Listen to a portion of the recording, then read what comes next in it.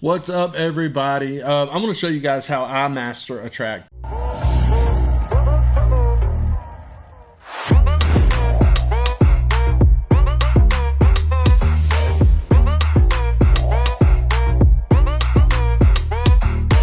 Show you guys how I master a track today. You can use services like Lander or eMastered, but I just like putting ears on a mix. So I got a song here that my buddy Carlos did. We got the mix done. I think it sounds pretty good. But we're going to go ahead and master this up, and I'm going to show you kind of what I do and what my process is. So here we go. So the first thing I want to do is I want to see where it's sitting. It's pretty it's pretty limited. We're not going to be doing a whole bunch of this, I don't think, but I want to see where it's sitting, where it is sitting level wise. So I'm just going to pull up my WLM meter from Waves. I use Waves for everything. That's just what I do. So let me find it.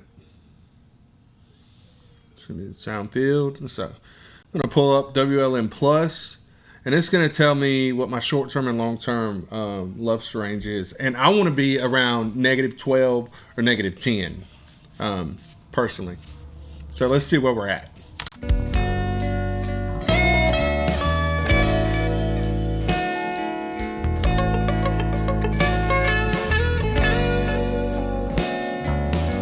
That's -19. I'm gonna see what it's doing down here.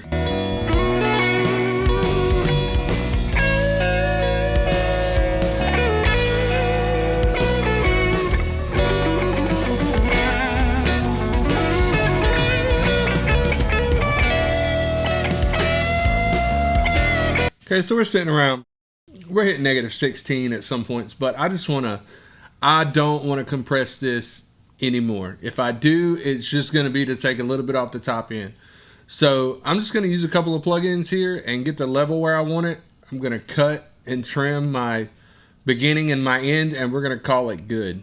A lot of times you can over process a master and you just lose all the pretties. You lose everything. So let's do that. I'm going to play around with a couple of things. I'm going to look at my EQ and see what it's doing. But one thing I like to use is this Curves EQ. I don't really like the AQ live, but I like the Curves equator. So I'm going to put it on and let it learn.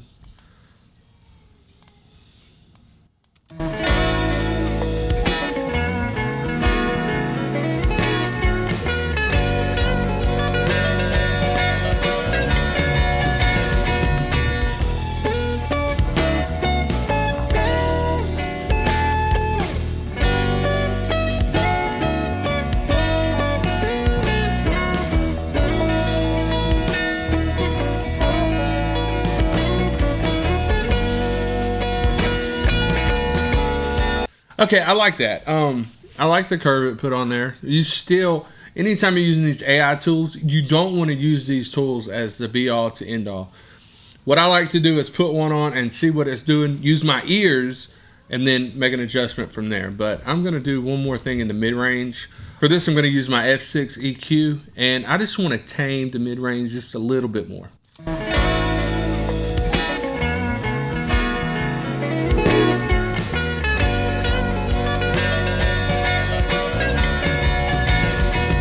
Yeah, okay, so by doing that, I'm going to use dynamic EQ. So I'm just going to pull the threshold down and the range some.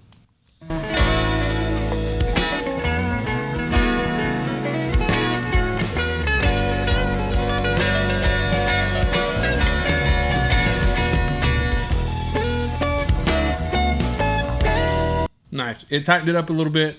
I'm good with that. I like that. I like that. I'm going to pull my meter up again and see how much trim we need to add to get it to sit where we want it.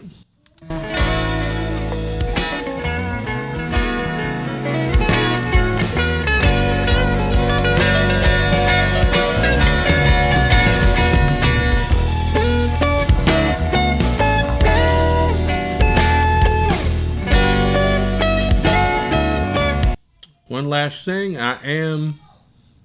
I'm not going to do this to do a whole lot of compression, but I am going to add I did a lot of tape saturation in the mix, so I don't really need any more tape saturation, but I am going to add this Capital mastering compressor. I really like what it does, and it's not very. I'm gonna see if I can get maybe a half a dB or a 1 dB of reduction.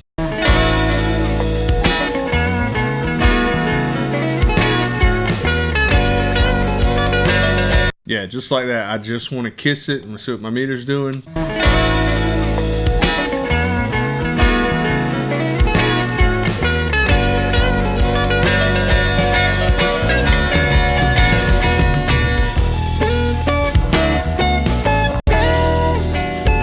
That's nice. We're sitting around, -12, -13 like I want. And to be honest, that's pretty much all I would do to this master. Mastering is not about how much can you squash something before you just take all the life out of it. You still want to have some dynamic quality in your mix. So what I'm going to do now is trim up the beginning and the end, and we will be good to go. And like I said, guys, that's just my process. Every song is different. Sometimes you get mixes that are not done well and you have to send it back, or maybe you have to do a little more surgical EQ. And I probably could have done a little bit more, but there's really no need to. You can really, really overprocess something if you work too hard at trying to make it perfect. So go with your gut, go with your ears, and let it ride. I appreciate it. My name's Rodney Preston. Hope you guys have a wonderful day. And if you need anything, please be sure to leave a comment, like, subscribe, share the video. I'm hoping that I'm helping. And if there's anything I can do for you personally, please let me know in the comments. And y'all have a great day.